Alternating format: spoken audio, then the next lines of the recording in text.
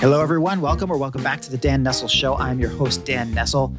Don't you want to just have fun at work? Don't you want to just have fun and do the things that you are meant to do? Well, my guest today is here to show us how to do exactly that. She is a coach who shows hardworking professionals who feel stuck in soul-crushing jobs how to reclaim control over their careers. She's a survivor in more ways than one, and she makes a really great point when she says, there are so many jobs out there, why not just have a great career? We're going to find out how when we get right into it with Kathy Keegan. Welcome to the Dan Nessel Show. I'm so happy to have you here. How are you doing? I'm doing great. I'm nervous and excited at the same time. Why nervous? The last thing I ever want to do is have people be nervous. I know I'm nervous when I talk to other people anyway, so I guess I shouldn't say anything about that. Well, I think the idea about nerves is that, I guess that's what I call it, but it could be something else. The body might read it the same way. Being excited and ready for something, and also not knowing how to interpret it. I used to interpret it as just, plain old fear. But when you think about anything that you have to be on for, aware, and plugged in, that kind of energy surfaces for me a lot. And so I've been trying to repurpose it and rename it a little bit so that it's more fun. Well, I am so glad you started our conversation that way, because now I think our listeners have a really good clue as to what's coming in the next hour. I mean, Kathy here is a coach, clearly. She's an accomplished career and is it basically career transitions is the main thing you're working on? Career transitions. Yeah. Mindset and executive coaching. And, this comes off of after a career in finance and investments. So it's a really interesting career track you've had, Kathy, but going from New York into Chicago. And I'm not going to tell the whole story because I'm going to let you do that. But Kathy's thing is all about having fun at work. And I think we're going to have a lot of fun on this podcast to kind of bear that through. I also want to mention, shout out to Elaine Williams, who's my guest a couple episodes back. And, Elaine and I, we had a really great conversation about confidence and just about, life in general. I think it was a killer conversation. And I urge anybody who hasn't heard that episode to go back and listen to it. But Elaine was so kind as to introduce me to Kathy, who happens to be her podcasting partner for the Still Human podcast. And that's another thing that we'll plug at the end again as well. But Kathy's the co-host of that. And, you said you're a little nervous, Kathy. Imagine my side. I've got a real podcaster on the other side of the mic here. And, I can see Kathy, she's I'm not nervous about anything. She's delightful. And, it's a very warm and engaging atmosphere we're sitting here in, all things considered. But it's just it's amazing how we set up ourselves with, however we get here, right? Suddenly we're together. And this togetherness is kind of where I want to kick this off a little bit, because before we started, you mentioned something about a book by Priya Parker. What was the name of the book again, Kathy? It's called The Art of Gathering. The Art of Gathering, which is what we're doing here. And what you're saying about, conversation and, the role of conversation in gathering. I wanted to dig into that a little bit. Can we start there? Yeah. Yeah. So what do you think? What are you reading from the book? What are you getting from that you want to kind of share with our listeners at this point? Sure. I'm one of those people who somebody starts talking about something, they mention somebody's name, and I go and I look it up, and I go to the library and I take out the book, or I buy the book. It depends. When I was living in New York, I would use the library method to determine if it was a book I wanted to own. But this book, what's the library method? I'm sorry. That's where you take out ebooks. Oh, okay. And so I see what you mean. I would get all my books online, and then I'd say, do I really want to add another book to the house? Because I've got a lot of books. This book, I'm so fascinated by this, because when I was in corporate for all those years, we would have meetings, and I always felt like meetings can be a lot of fun. They don't have to be boring, and you have to have a reason to meet. And that was the thing that always got me. If I don't know why I'm there, you've already set yourself up for everybody's sort of wondering why they're there. And then they're going to check their phones. They're going to do this. They're going to do that. And right after I left corporate, I did a series of 3 short films on, well, they're not films, they're like little videos about meeting hygiene. And it's important to let people know why they're going to be there. Because what can happen is it just becomes a routine, right? Anything we do over and over again becomes a habit. And so if we have this regular weekly meeting and there's no agenda for it, or it's the same old agenda, it's not fresh. And I think meetings are part of work. They're not an aside, but most people feel like, oh, I got a meeting to go to. Mm-hmm. We should feel like all right, I'm not going to say everybody, I'm shitting all over everyone, but I want to feel like the meeting is part of the work I'm doing. So it just flows as part of the work in the day. This is where I have the gathering that we're talking about. And we discuss what needs to be discussed. And we have a reason and a goal, a reason why we're meeting and what we want to get some more traction on. So her book is about everything from corporate meetings to throwing parties and the way you handle guests. So it can be something like where you invite people, but you don't just leave them there standing by themselves in corners. You actually maybe ask a question or ask them to prepare something. There was one where they were executives. I forget which the company was, but these were people who wouldn't normally be very confrontational. It was an architecture firm. And there's stuff they needed to hash out. And they were all so polite. They were so used to stepping around things, they'd never get a decision made. And so she created this game where they were like middleweight wrestlers or fighters, and people had to take sides, but they did it in the spirit of fun. And it helped them work through a problem that they had not been able to break through to because people were in a habit of, for example, sometimes people will show up to a board meeting and they keep asking for more information. Yeah. You should know that before you get there. That's part of your job being with the board. So if you have people who are deferring decision making by asking for more information in the meeting, maybe there's a way to clamp down on that a little bit so that we get to the heart of the discussion and what really needs to take place. And there's so much more energy in that. Yeah. The other stuff just sucks your will to live, man. Well, I mean, as someone who has been in countless meetings, I've never really. It's hard to say that I'm one of those meeting haters because I'm not. I see it as a social situation. Most times I'm in a meeting, I kind of like the idea that I'm with people. Fundamentally. And by the way, it took a very long time for me to come to this conclusion. And there are times when you're in a meeting and it is interminable and you're just like, why am I here?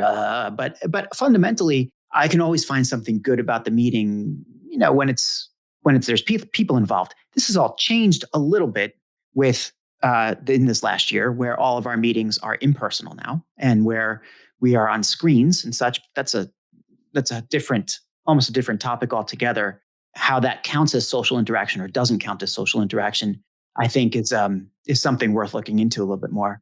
But I've always liked the social aspect of that, but having not preparing or not doing the things that you kind of it's your part of your not only your work contract, but I think it's part of your social contract to think of the other people in the meeting before you get to the meeting and prepare properly or just understand who's in the room or, do whatever you need to do to kind of make sure that you can contribute. And if you can't contribute, make an excuse and don't go, or at least pull back or do something. If obviously there's sometimes where you're going to get in trouble if you don't go to a meeting and in which case, you made your bed is my feeling on that one. But I figure like you got to look to the social side of it sometimes, and maybe I haven't read the book. I mean, I'm listening to you speak about it for the very first time ever. But gathering seems to be a really nice way of thinking about a meeting, and might be good to say we're not having a meeting at 5, we're having a gathering. Or sorry, 5. Who would want a meeting at 5? Sorry, I didn't mean to say that. At 3, we're having a gathering. Yeah, it's sort of like people who have literal standing meetings. Just gather together, 10 minutes, anything what's going on, anything that you want to bring up. You can change them up enough so that they become interesting in ways to touch base. And I love that, the whole idea of gathering. One of the things I have discovered over this last year, and I've been on Zoom calls for many years now, because once you're outside the corporate world, a lot of your meetings are with people over Zoom. So before the pandemic, I was pretty familiar with that. One of the things I did notice was that you can create gatherings that have meaning. Mhm. I've been on several of these kinds of calls. One was a memorial for my aunt who passed away. Ah, And it was my cousins are really super techie, and they said, "Look, we're just going to gather people together. This is what we're going to do. This is going to be the format. And if you want to say something," and I may have told you this, I don't know, but this aunt of mine was so creative, and she mhm. made us all these really cool puppets and dolls and things when we were kids. So several of my siblings were also on this Zoom call. And when it was my turn to talk, I actually had the doll she had made for me. And I talked about the doll and I talked about her. They then went to my brother Michael. Michael had two puppets that she had made for him. And then my brother Patrick had several comforters or quilts or whatever that she had made for him. And so it was fascinating. We never even talked about this in advance, but it ended up being very moving. And I've been on two Zoom birthday calls with people from all over the world that, if there was a little bit of a format, it ended up working. So it'd say, okay, so we're going to sing happy birthday now, and then we're going to go around the window and everyone say whatever they mean. And then you hear these moving stories and you're thinking, I am connected electronically, but at the same time, I'm not arguing it that it's a substitute for personal contact, but I've been really struck by the fact that I was really moved to tears. I mean, do you think that the electronic um, kind of platform environment enables this more than an in-person thing does? Because I've been to my share of in-person, well, funerals or birthday parties and what have you, on both, joy and sadness and all that. I don't know. Would your cousins, do you think, have brought those puppets and dolls with them had it been in person? No, No. no. And you know who pointed that out to me? I was telling the story to Elaine, my podcast Hey, partner, Elaine Elaine Williams. Williams. I was telling her that, and she said that would never have happened. Yeah. I wouldn't have shown up to a funeral mass with a puppet in my arm.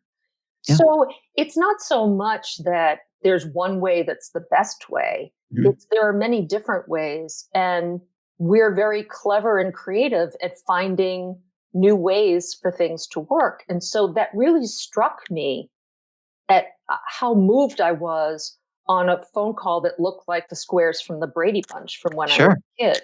Some of it, I think, might be your physical environment at the time. If you think about this, like, you go someplace external to your home for whatever event it is, and you're abiding by the unwritten rules of that environment. And if you're not familiar with that, then you don't know what those rules are. So maybe there's an innate or physical or instinctive response to just do the bare minimum and be there and see what happens. But if you're in your home and I mean, I haven't, thankfully, not been on a Zoom funeral, but if it's a Zoom birthday party or something. I mean, you're invited to the party, but you're inviting people into your home at the same time, from with what's behind you. Even if it's a curtain, it's still, the boundary is not clear. So I'm much more likely, I think, if I'm speaking with somebody, to say, oh, you know what, that reminds me, hang on just a second and reach back behind me or someplace and go dig out a trinket, a memory, a tchotchke, a blanket, whatever it is, to illustrate the point. Like, the boundaries are different, and I think the realm of acceptability is still undefined. Mm, Yeah, I mean, there's still things that are clearly unacceptable in any way, and we know that from some lessons that have happened in the news these days. But yeah. but it's an interesting way to kind of show how relationships can develop or how people relate with each other in this new medium that we're in. And that's us right now, Kathy. Like, we just met, we met a month or two ago, thanks to Elaine Williams. We love Elaine. But and we had such a great conversation. But you're here now. I feel like you're in my room with me here. You're in my home. And which is another interesting thing. It's not my office, it's my home Mhm. office, but it's my home.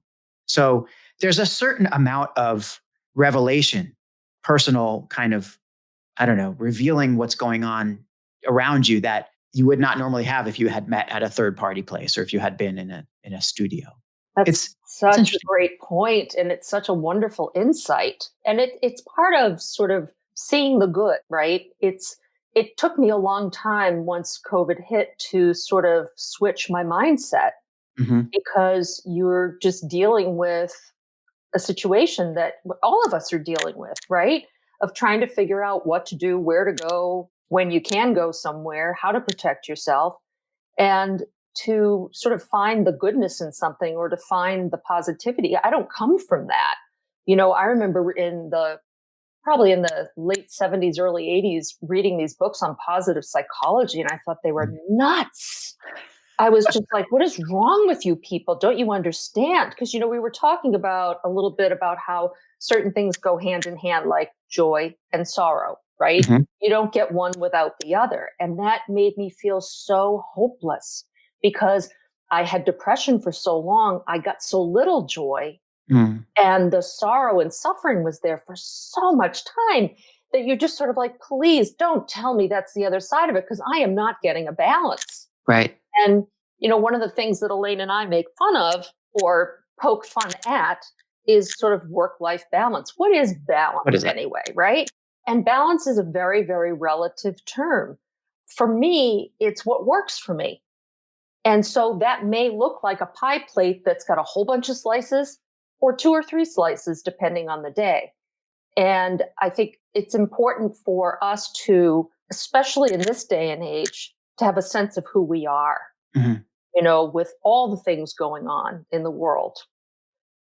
There's so much information available to us.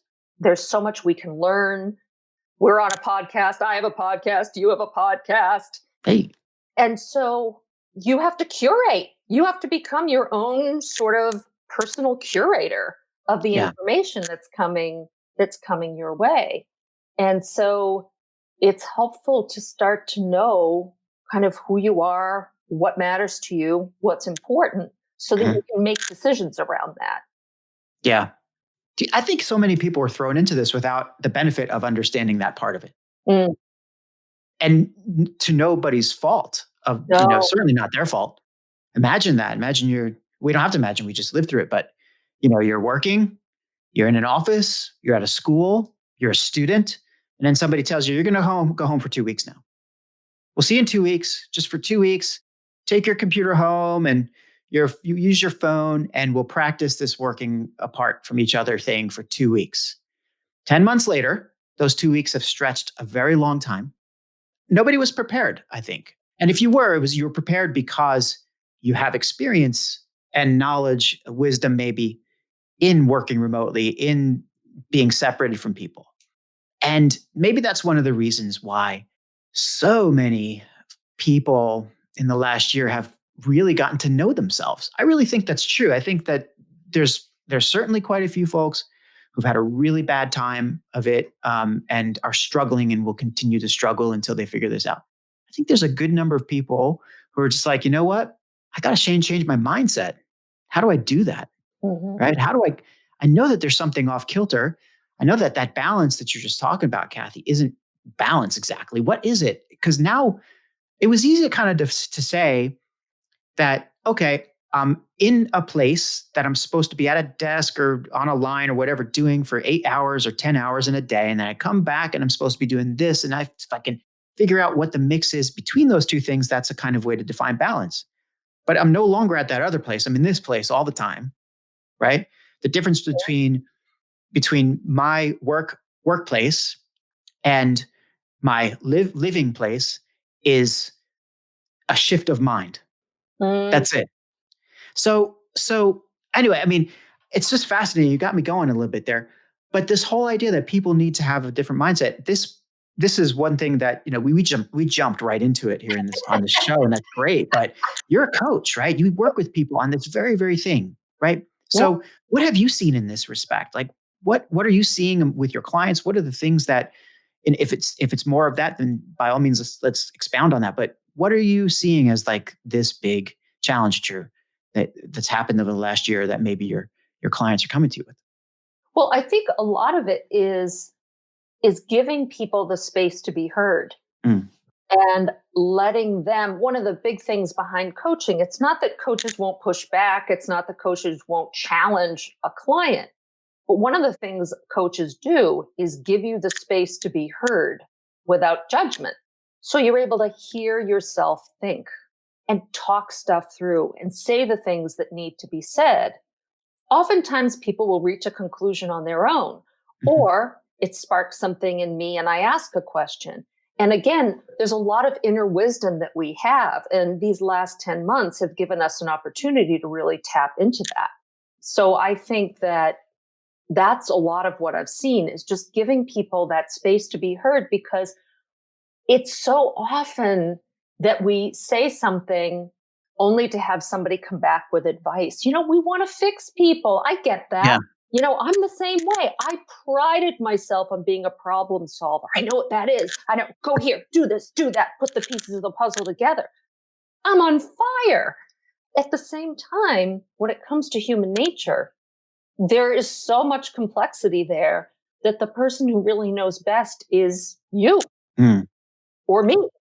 And so my job then is to help you hear yourself and help you get clear on what really matters most to you by asking maybe a series of questions. It's also not, the other thing too is I'm not one of those coaches that sits there and says, I know what the answer is and you don't, but you're going to have to find it. It's not like that, but it's really just respecting people enough to Mhm. give them that space. Because when you think about what's happened in the corporate world over the years, I call it's a form of osteoporosis that I think a lot of Huh. companies have, because they've winnowed out staffing. And so things are staffed at like the lowest level you can imagine. And so it's very hard to get service. In fact, most of the service that we get today, we have to do most of it ourselves. So if you're calling a phone company, you've already Mhm. gone through a whole bunch of stuff before you even get a person to chat with, or even, God Yeah. forbid, someone to actually speak with. And so the first thing to go in most companies is the stuff of people. So when one of the companies I work for did a huge downsizing, corporate, it was training and development, Mm. it all the what we consider to be nice to haves. And I think one of the things that we're realizing being at home is that all of it isn't nice to have, all of it's who we are. Yeah. And so having the opportunity to have all of that and then to do I love what you said about the mindset. It's a change of mind. So I'm leaving here now, but I'm just going down the hall. I'm just in one room in my apartment Yeah. in Chicago, and so some of it is just making a decision and say, okay, now I'm going to focus on something else. Yeah. It takes a little bit of self-awareness to get there, obviously. And, it's something I think we need to practice. And there are some wonderful people who help with that kind of thing, like you, Kathy. Mhm. But it's to me, I mean, I've had my struggles with it, but I've always felt that if I'm working at home, I need to have some reminder that this is my workspace and another reminder this is my like I'm working now or I'm not working now. So fortunately, my company has provided me with, enough equipment so I can have my work stuff on one side of me and my me stuff on another side, on another desk. So I swivel my chair and I'm just in a literally different kind of view. My view changes. And when my view changes, I know that, okay, this work mode, this is me mode. And it's not always 100%, whatever, but at least that helps me. And not all people can do that based on how much space they have or something. It's just Right. one thing I do. But more than that, it's just so many people are thrown into it that, do they know what questions they should be asking themselves? Do they know, they know that they're struggling, but do they know that they need to know more? Mm. How they're so stuck. I think you're absolutely right. They need to have the space to be heard. Right. And so many people are not. I've been on these corporate meetings where you have 70, 80, 90 people on a call for, whatever office you're in. And the point is simply to reach out to people and just let them know that we're still here. Mhm. But you can see it. You can see as you scroll through the Brady Bunches and Hollywood Squares that, are sitting there and we're dating ourselves a little bit with those references. But But you can see it. You can see people who are, in it, who are not in it, who are active, who are passive, who are reactive, who are terrified. And it's a harsh lesson, I think. And any of the executives who are looking at these things should be paying attention to that, I think, to just identify what needs to be done. And sometimes they just don't know. Yeah. And that's where you come in, I I have a think. philosophy that I don't think companies are too big to fail. I think they're too big to manage. Ah, And that's part of the issue. So, in that moment that you're on that call with 90 people, you might see someone in a moment who's disengaged. Does mhm. that mean they're permanently disengaged? Did you catch them looking a certain way? I used to tell people, if you see me making a face, you need to ask me about it because I have allergies and sometimes I crinkle my face. Mhm. And you might interpret that as meaning something, that's geared towards you. It could have Yep. absolutely nothing to do with you. It's very hard in a workplace and also even online and other places not to take things personally, right? Yeah. Because you're not sure. And so, what is the judgment about if somebody wants to be seen Mhm. on camera or not want to be seen on camera? Sometimes I don't want to be seen on camera. Does that mean I'm not a willing participant? I guess this could get very deep, but it is difficult Yeah. to be able to manage to that level so that the whole organization is understanding what we're all about and what we do. And I think that's always been hard. I came from an industry Mhm. of private wealth management where every single portfolio manager believed that what they did was a very different business from the other. Hmm. You could not get them in a room and get them to say the same sentence. Our company does this without using and. Huh. You couldn't get them to say the same thing because depending on how their business was, because it was so highly personalized, they were working on maybe family offices, or maybe they specialized in people in tech, or they had old money families, or Mhm. whatever that was. And so it can be hard to even come to an agreement on what we're all about. And then you've got a big, huge company, anyway. Yeah. Well, that big, huge company is trying to, is having a tough time establishing their values system, their brand, whatever it is, over employees who are dissociated and discombobulated by all Mhm. this stuff. For sure. It is interesting. You reminded me something you said reminded me of a quote I just saw from what's his name, Adam Grant, Oh, the great Wharton professor, yeah. and a friend of mine, Michael Glazer, who was, by the way, my very first podcast guest ever on the show. Michael had sent me something, and it's it was a recent thing from Adam Grant, and he was asked he does this thing on his website where he answers questions, and he asked us, he was asked, what is one work trend or buzzword you'd like the world to retire? And his answer was employee engagement. Mm. He wants to retire that. He wants to get rid of employee engagement, basically because, like, you know, he says, I don't know anyone whose career dream is to be engaged at work. Right. It's like brilliant. So I think maybe there's a lot more to it, but maybe that's so insightful because maybe that's one of the things where we're now focusing so much on, are people engaged when they're on these calls? Are they engaged? Are they engaged? What does engaged mean? And just because I'm paying attention, am I engaged? If I, click my thumbs up or click answer a poll in the middle of a meeting, am I engaged? Are you throwing polls out there just to keep me engaged?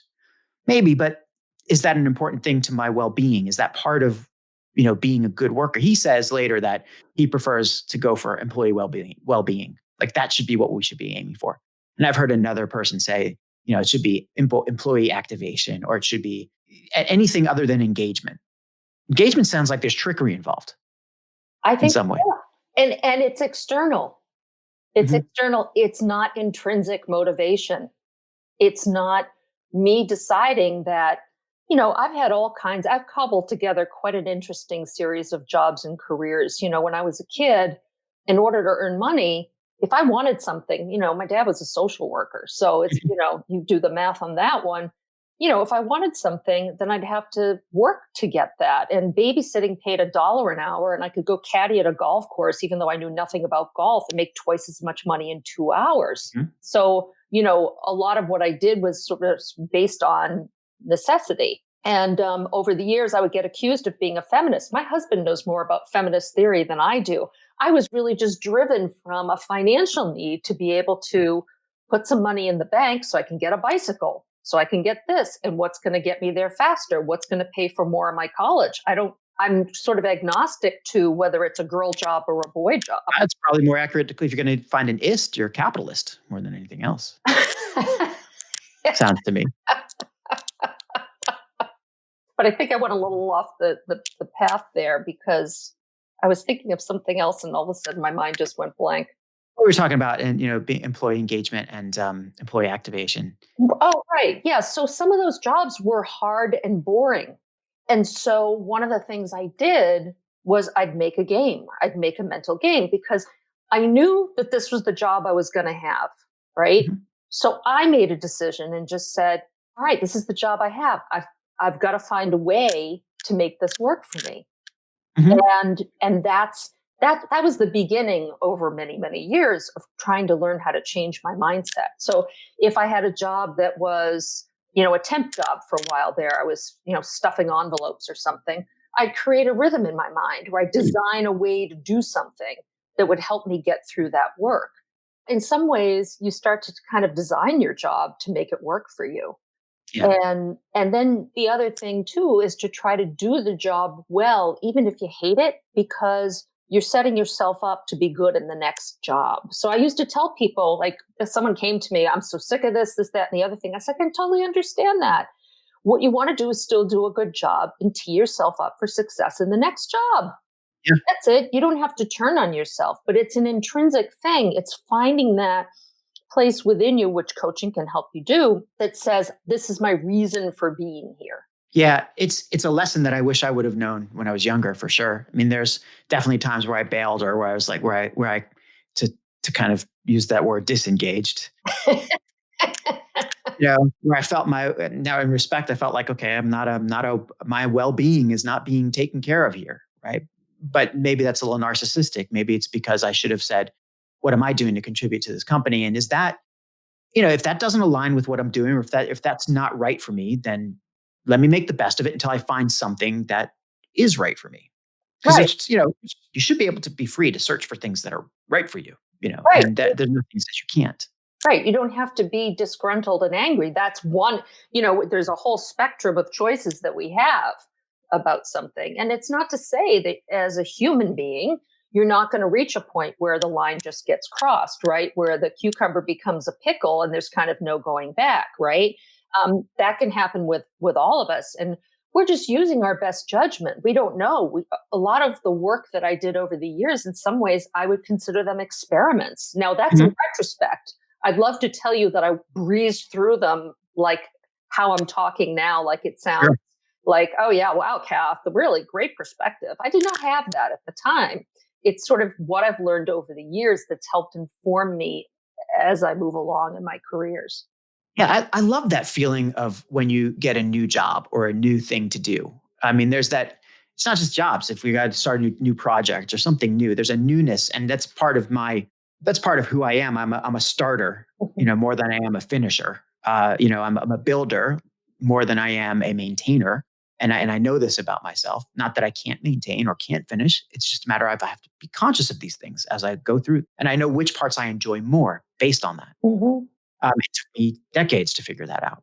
I wish I would have known that before, but sometimes you walk into a role and you're like, this is the greatest thing on earth because there's nothing here. And it's a blank slate and I can do whatever I want. Sometimes you walk in and there's already something in place in the structure and you're like, oh, it's exciting. I get to learn something new.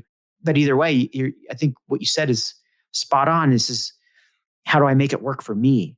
And that's something that so many people are just horrible at. I've been horrible at over many times in my life and career. But look, you started off being a caddy and working, and deciding how to make that work for you. And, whether it's that or stuffing envelopes, it's coming up with a little song in your head. I get it. But I like normally I start off the podcast with this question, but I mean that kind of begs or calls for me to say, well, you started off as a caddy, ended up now as a coach. What's the in between? how did you get? Oh How yeah, did you? it was. We haven't talked about your journey, Kathy, because it's really exciting. It's really it's really, I think, uh, it's important to cover that so people understand the context here. But you've been through a few things, have you not? Over the years, I mean, I also worked as a laborer. The town I lived in is in Massachusetts on the coast, and during the storm of 1978, I know, go ahead, just have fun with it, do the Oh, math. David, Hurricane David, This no, this was the the winter storm of storm, seven. It was the winter storm. winter storm. There was so much I remember. devastation in the town, and there were great paying jobs cleaning up the debris. Hmm. And that was, once again, that was the year that I was going to college. So it was sort of like, okay, I'm going to go do that job. Now, did I enjoy that job? No, not a whole hell of a lot. Do I have an appreciation for what it takes to do that kind of work? You bet I do. And so when you see somebody standing around, people love to be like, oh, look at the DPW workers, they're just standing around doing nothing. It's like, you dig a hole for 8 hours straight, or you pick up huge pieces of, debris and stuff like that for 8 hours straight. There's a lot of sort of judging what other people do. I worked for Serve Pro doing industrial cleaning, Wow. trying to get nicotine off people's walls. It doesn't come off. So if you get nicotine on your walls, good luck. Paint. Don't buy that house. It's never coming off. I was a waitress at Woolworths, which to this day, I ask people how their meal is anywhere we are while they have food in their mouth, because I didn't want to know when I worked at Woolworths. I didn't know anything about waitressing, and it was like steak 'em sandwiches. How good can that food be? Right. How Hmm. is everything? It's like, okay. And then I was a librarian. So I've had all these different jobs. And I was the building properties light bulb out person at the First National Bank of Boston. And, I get the phone calls from people all over the bank. That's also then how I met people and said, oh, I lived in Spain. I speak Spanish. And the translation department needed people working in the translation department. And those people were more introverted than anyone I've ever met since. And I'm pretty introverted energetically, but I worked there. And then I ended up getting a job in international private banking because I spoke Spanish. Hmm. So I went to college and, but I was one of those people that had to find the in first. And then, because I wasn't showing up with a polished, Sure. whatever, it was just me finding these things and saying, okay, I'll do that. I'll try that. Hmm. And that's what I did over the years. And so in some ways, I'm really grateful. I mean, yeah, there were a lot of jobs that I had that I was not that crazy about. But there was a part of me that said, you got to kind of find a way to make it work, because I really didn't have other options. There is no trust fund, Yep. my past or in my future. So there is no kind of reliable source of income if I'm not bringing in some kind of money. And so, that kind of does play a role. But all of that does inform the work that we do. And it helped me become a better manager, because when later on in my career, I was in the financial world, I could understand that some people thought it was a job and some thought it was a career. And it didn't Mhm. matter to me as long as they were doing the work that they needed to do and that they wanted to do. And so I had people who were like, I'm punching the clock and that's fine. They did a great job. That's what mattered. They were great with the clients. I had another person that a bunch of people, they weren't crazy about. They're like, I don't like her attitude. I think we should fire her. And I said, that would be a really huge mistake, because she's a little curmudgeonly, but she's also a confidant of some of our biggest families. Mm. And her portfolio manager walked and tried to take the whole book of business with him. He got like maybe 10% of the book, because their first question is, where is she going to be? Oh, she's Ah. staying with us. And so it's so critical to be able to understand and be able to give people the benefit of the doubt, to have the experience. And even if you don't, just to ask somebody else. Like, there were times in the work I was doing where I just didn't know. I didn't have the experience. So I'd call somebody and I'd say, how do I handle this situation? Mhm. You know, we were talking earlier about getting through the COVID, um, The COVID, the the Rona. the Rona. But part of that is what are your resources? And Yeah. resources can be anything. Like, it doesn't have to be money. It can be, resource can be 10 minutes of quiet time, 10 minutes of meditation, 2 minutes of writing in a journal. Even if you write one word in a journal, breathing, when the Totally. phone rings, take a deep breath in and out. You start to develop these little tools along the way that help you get through. And that helped me big time because another part of my story, I know this is the question you asked, and here I go. Mhm. Um, I got cancer about 10 years ago, and here I am. Yeah. And all those tools, it all added up to me being able to get through that with a ton of support. I was able to ask for help, which, I'm a myself person, right? I'll Mhm. solve the problem. I'm going to come back to you and you're going to say, wow, she's amazing.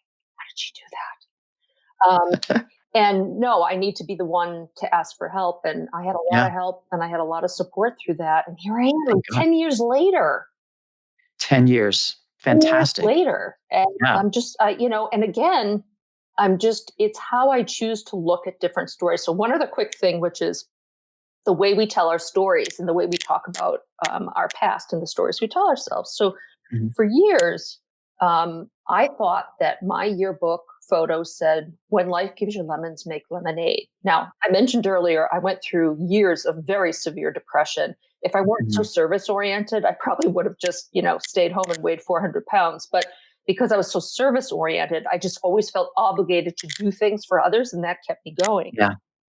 And oh shoot, I just lost my train of thought. The yearbook quote, Oh, yeah, when life gives you lemons. And so I yeah. had this whole story about, well, I didn't really feel that. And, but eventually I grew to believe it. And then I went and my husband found my yearbook online. That Mhm. wasn't my quote at all. What was your My, quote? my quote was, when you leave, always leave them laughing. It's a little different. But I had created this whole narrative around that. And I was wrong about my own story. And so, always a bit of caution as we talk about where we've come from and where we're going. I've learned so many important lessons. Well, memory does play tricks on us, for sure, for sure, and that's to go through life and think that your high school quote was when life gives you lemons, make lemonade. It's not a bad thing though. Honestly, I mean, there are far worse. Like imagine going through life and you know being like voted most likely to succeed from your high school class and being extremely well read, kind of profile intellectual, somewhat, an Ivy League student, all that kind of stuff. And you go back and you look at the yearbook, and the yearbook quote for this legendary person says, "I hate Tuesdays." That is the legacy that I left in my yearbook. It just says, "I hate Tuesdays." And for the life of me, it's, I try to think that I don't regret things in life, but that's totally not true. I regret that one. Mm, Like, I don't know how many people are looking at that ever, right. but it's like it's such a missed opportunity, when you think about it now. And it's totally, completely not me. Yeah. Like it does not representative of anything at all. I'm like, ah, what I do? What was I thinking? Well, Maybe they asked me on a Tuesday. they maybe asked you on a Tuesday and you were feeling particularly sassy. I was probably a little sassy, Were a you little in a arrogant at Prince the of time. Darkness phase at all? Because I know that that's around the age where people can sort of, I wear a lot of black and I'm, Yeah, giving and uh, yeah, and I didn't run with the goth crowd either. That's a strange thing. But anyway, you just reminded me of that little story. You're right. The way people tell stories has a lot of bearing on basically everything that I think that they do. We talk about storytelling a lot on the podcast, mostly in the in the context of a brand story or your own personal story, like on LinkedIn, for example, how you represent yourself and so on. But how you tell stories, I think, top to bottom, to understand storytelling a little bit more is probably a helpful way of kind of framing things out. If you're kind of, if you know that every story should represent a journey and there's a role that you play and that the characters play, it's an interesting way of kind of approaching that. But to make yourself, when it's your own story, you are the main character, right? And how you end up in that, how you tell your story does kind of determine your path in some ways. Are you the hero? Are you the foil? Are you the what's your arc? mm, Have you gone through your arc? Have you peaked? Have you valleyed? I don't know if that's a word, but have you had your ups and downs? And or are you the sage? Are you the guide? Are you the mentor? Where are you in that whole thing? I mean, you as a like you're a cancer survivor, you've clearly been up the mountain. Mhm. and thankfully, come back. 10 years now. That's a very, that, so for all intents and purposes, we don't have to really talk Oh, about yeah, you know what I found out? That that. once my insurance agent said that once I have been in, 10 years out, then I now qualify for life insurance. So, Oh, hey, that is good news. according to statistics, it's a You're better good. bet. I don't Yeah. know. I'll have to see how much I end up having to pay for it. But uh, Well, still, it's to have had cancer 10 years ago and not have cancer now is yeah, all you ever need to really know, right? I mean, it's a blessing. And that must have had a dramatic effect on your work life. I mean, you were in finance. Did that happen between your jobs, or was that something that kind of guided you toward coaching, or were you already coaching at the time? How did that affect your choices? well, at the time, I was responsible for manage. So one of the things they did was they had someone like me to do the people work for people in maybe 4 offices.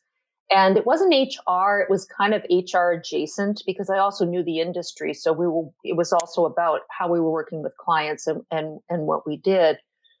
And so it happened right in the middle of that. And, first of all, when I got the diagnosis, I was a little bit shocked because I just didn't expect it. Mhm. I didn't expect it. But one of the things I did know was that I wanted to work. I wanted to be in life. It became very, very clear to me that there is a world that is the world of cancer with these unbelievable professionals who know what they're doing, who helped me and were right there. And at the same time, when I was not in that world, I wanted to be back in my workaday world. So where I was able to work. And one of the things that happened was the way my fellow colleagues and everybody else rallied around me. It was a huge aha for me because I realized, wow, I'm working with this really great group of people. Now there are times when we are at each other's throats, no doubt about it, but the humanity here is unbelievable. Because I had been really, we'd been through some mergers and we'd been through about 3 so far in my career, and I was getting a little bit tired. I didn't know how much I had left there. And but to see people rally in this way and provide the support that they did, I said, wow, this is probably the case at a lot of organizations, but you never get to see it because something like this maybe doesn't happen. But then you start to see that part of people. And so it kind of put some new fire in my belly. And so then when the fourth merger happened, that was kind of the end for me. I was like, I don't have another one of these in me. Sure. But I did stay through the whole thing, Yeah. but to help it happen. But I just knew this one was not the charm. There's This company knew nothing about our business, and it was like an asset grab. And I was just like, I can't, because cancer did teach me one thing. I want to live. Yeah. I want to do what it takes to stay alive. I didn't even know that about myself. Interesting. Well, I mean, I'm sure it puts things in great perspective. Yep. I mean, I don't have as harrowing of a tale for sure. We all have our tragedies and we all have our traumas. I was misdiagnosed with cancer. That was a lot of fun. Were you really? Yeah. That is Yeah. horrifying. Well, yeah, it is. But to say that, like I had a couple of months of scare, and whereas it's not like I didn't have to go through anything, beyond some mental anguish. And boy, do I wish I was in the States at the time. I was in Japan. And if I was in the States at the time, I would be a very wealthy man. That's all I have to say. Oh wow. but like, no, I haven't, I don't think I've talked about this on the podcast, but I was told that I had stage 3 or 4. He wasn't sure. Stomach cancer. Yeah. I was 35, 36, 35 at the time. Oh my Yeah. god. Yeah. It's like totally healthy. My second daughter had just been born, you know, I mean, there was a little indigestion every now and then, but I wasn't thinking about that. And then, like, that you talk about something rock your world. Well, I had a very good employer at the time, and they supported me and they sent me back to the States for tests just to be sure. But like, there's a whole drama in Japan about like, well, you know, what is this doctor is, basically putting a line, putting his flag in the ground in the ground and saying, no, this is what you have because clinically this is what it looks like. And I'm like, but what do the tests say? Oh, well, we haven't, we'll wait for the test to come back. But what do you mean you haven't tested everything? It Oh, was crazy. It was crazy. But I got back to the States and I found these amazing doctors. My mother actually she'll probably hear this and she'll get a little verklempt, as we say. But she did some research. She found the two best doctors in on earth for GI stuff. She set me up with them, and each one of them said to me, "If you have cancer, I'm going to give you my license." God. So it put me at ease immediately. You Oh, know, they said, but we'll run all these tests just so that nobody's, because there's no question. So it was a fun summer that year, but but I'll tell you, there's a lot of learnings from that, and one of them was certainly that people do rally around you. Life is short. I can't claim to have had any serious life endangering or near death experience, but your mind goes there. You start to think about what's important for the future. I think that it definitely helped my mindset in so many ways. But the funny thing is, or maybe the sad thing, I don't know which way you want to classify this. It's not funny, it's funny, strange, is that, time goes by, a couple of years pass, and then you find yourself back in the same habits that you had before, or just like forgetting that, geez, this all happened to you, you know? the Teflon quality of our brains, which is Yeah. both a blessing and a curse. I Yeah. couldn't agree with you more on that. That's the same thing with me too. There are times when I have to stop, sit down, and say, I think, let's do a little bit of gratitude here, because it's called for, because that's part of the human experience. It's why Elaine and I are doing Still Human, because it's that same thing of, there's one of my inner critics. I don't know what I should call her. Maybe Helen. I haven't come up with a name for her yet, Helen, the inner critic. but she's just always like, young lady, you should know that by now. Hmm. Right? You know what? We're human. We don't know that by now. We do sometimes, and sometimes we forget. And so we do need to be reminded. That's why we have practices. That's why we build lives that have certain practices, so that we're able to handle what happens in the moment and meet that moment however we can and do the best we can. I just had a great episode I just recorded with this amazing coach named Beth Masterman. And Beth is up in New England, and she's very active in the International Federation of Coaches. I think I hope I got that one right. Mhm. But she's the incoming president for that, for New England chapter and all that stuff. So she's really extraordinary coach. And she turned me on to something called inner family theory. Have you heard of that? I just read about this about 2 months ago. There It's you go. fascinating. So I just started to scratch the surface of this, but Helen is one of your parts according to inner family, right? So this Mhm. your inner critic, there could be more than one of them, but sit down and talk to her, and follow what Dr. Schwartz says, go for just acknowledge that this is part of you. It's interesting though that you brought that up. It just like literally all this stuff is fresh in my mind from talking to Beth last week. But we all have our inner critics and our inner problems and these different experiences that define us, of course. But you know, it's in this day and age really figuring out how to turn that into a mindset that works for you. Mhm. It's so hard. It's just It's hard. it can be life consuming just to think of the mind. Like, how am I going to shift my mind? Just asking the question Right, itself. right. Well, when Whitman said, "We contain multitudes," Mm. the way I look at it is there's toddler Kathy, teenage Kathy, Kathy who loves Brussels sprouts, who, like, her poor husband can't stand the sight or smell of them. And I was at a restaurant once and they were so good. I was just going on and on and on. And I was making him sick, you Uh, know. But I have all these different parts of me, and I carry them with me, and sometimes they surface. Toddler Kathy is myself. You know, yeah. we do have all those parts, and kind of making friends with them and negotiating with them. I worked with this woman named Sark, Susan Ariel Rainbow Kennedy. She lives out in San Francisco, and she had a whole process that she created for dealing with your inner critics. And you sit down with them, you sit across from them, and you're there with your inner wise self who's always with you. and you treat it like a complaint department, and you write down all the complaints that critic has about you. Hmm. And then you thank that inner critic and you send them to do something that will keep them obsessively busy for a long time to come. Like, for example, making sure all the Viking cruises boats are clean and ready for the next cruise or whatever it is. And then you and your inner wise self take a look at it, and they look at the list, and then you start your response with each of them. Actually, Huh. and you say, actually, one was, that is true. I could use a refresh in my wardrobe. Mhm. Okay, I'll take that under consideration. Actually, no, I'm not a loser, and here's why.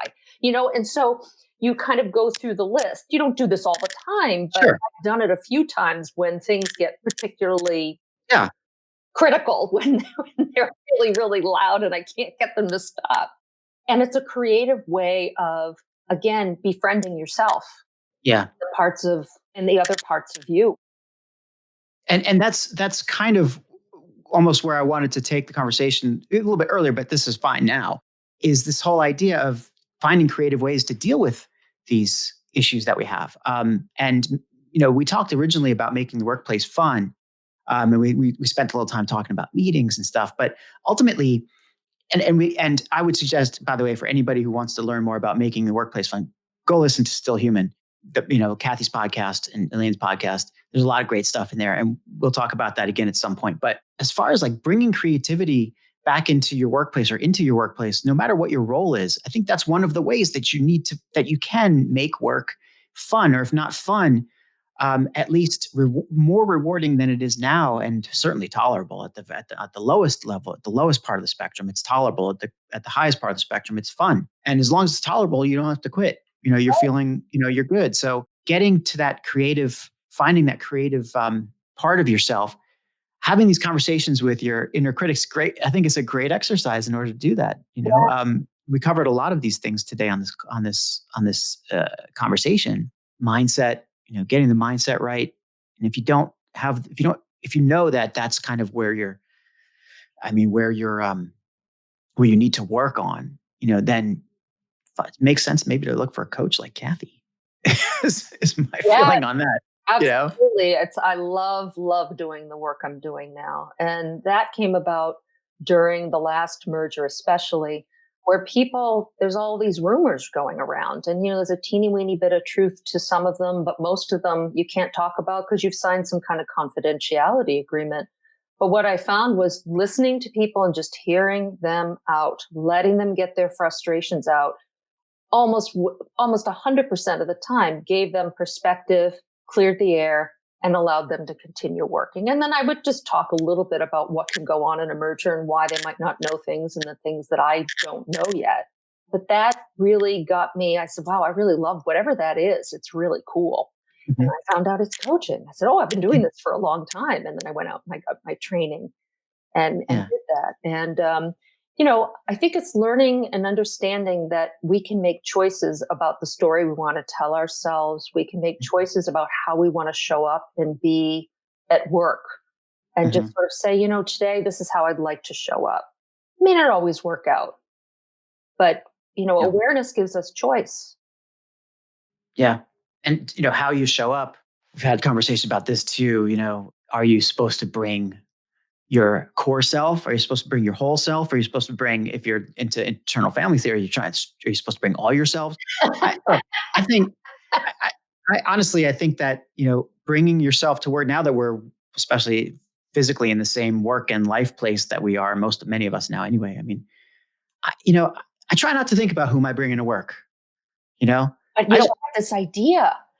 It's going to be great in COVID too, and it's bring yourself to work day. yeah, It's like where you actually show up in a workplace. Someday we're going to be able to do that again. it's something to look forward to for sure. I just want to bring my skills. I want to bring my creativity. I want to bring my social self to work. That's what I Mhm. want to do. I want to get stuff done and have fun, and serve. Right. I mean, I feel like that's the other part of this. I was listening to my chat with Elaine recently again, and Elaine talks about that a lot. It's about basically your meaning, your purpose being service. Mhm. And that's a common thread across all the coaches that I've been speaking to. And I know you talk about that as well. maybe we can kind of wrap this up a little bit because we're this has been a fantastic conversation, but sadly we're sort of pushing the envelope here a little bit. What do you see as like the future of of coaching and where you want to go with this, and what's coming up soon for Kathy?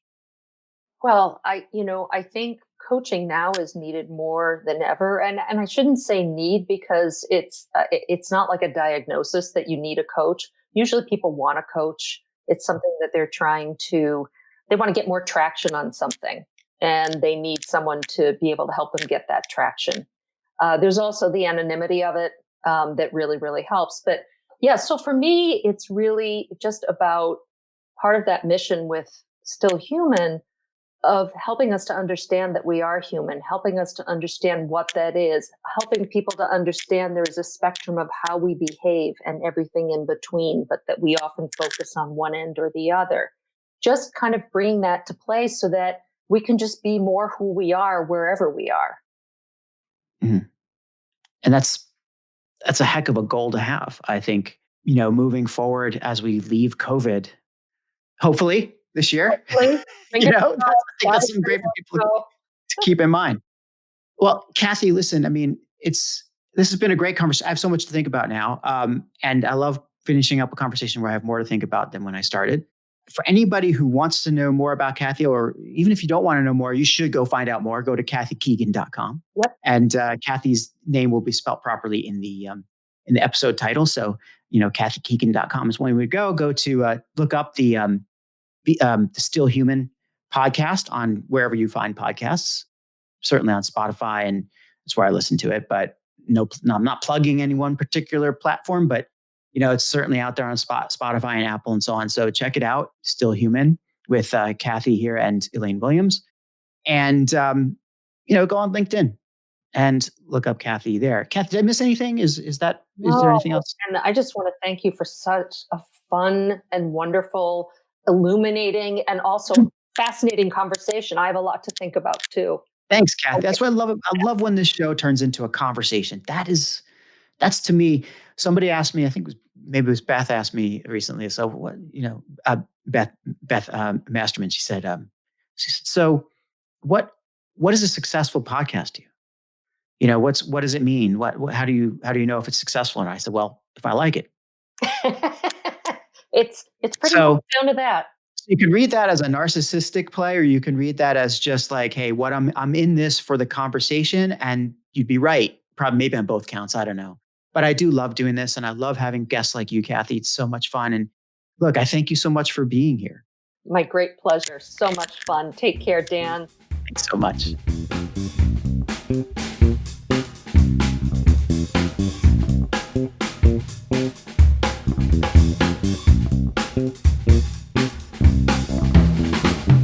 If you enjoyed this episode of The Dan Nessel Show, please head on over to iTunes, Spotify, Google Podcasts, or the podcast player of your choice to subscribe, rate, and leave a review. And please don't forget to spread the word. Thanks for listening.